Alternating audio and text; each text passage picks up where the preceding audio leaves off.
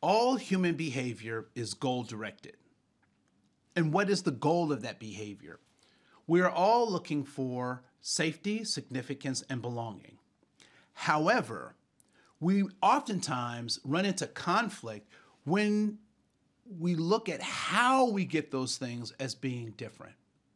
And so there is no inherent conflict between human beings, but there is the appearance of conflict and how we go about getting our safety, significance, and belonging.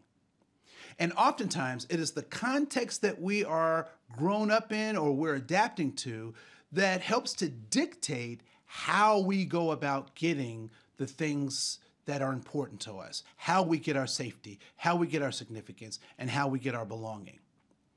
And through that context, we develop cultures that are in direct response to the context that we're in, that we've developed in, that we've grown up in.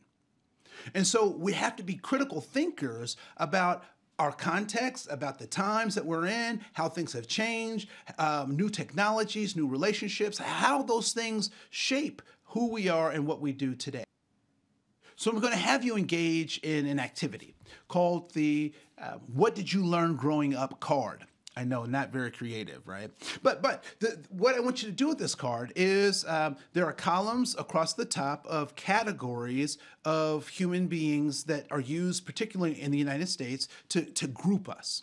And on the left side of the card are groups that have given us information about those groups across the top. All right. So what have people on this left side told us about those groups? And if it was something that was positive, I want you to put a plus. If it was something that was negative, I want you to put a minus. And if there was never any conversation about that group, I want you to put a 0.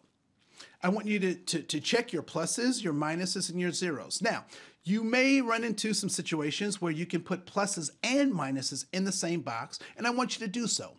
But the size of your plus and the size of your minus will dictate how much you learned. So a big plus means lots of positive, and a little minus means a little bit of negative. And a 0 means that you didn't learn anything at all. Now, so I'll give you a couple of minutes to do that exercise right on your own.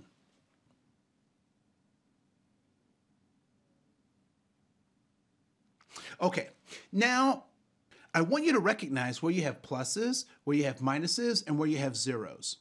Now, this is not to make you feel embarrassed or bad or to blame anyone, but it is for you to recognize that there may be places and ways that you came out of a context that may no longer be serving you, or there may be things that you have to learn or overcome so that you can be as effective as you want to be.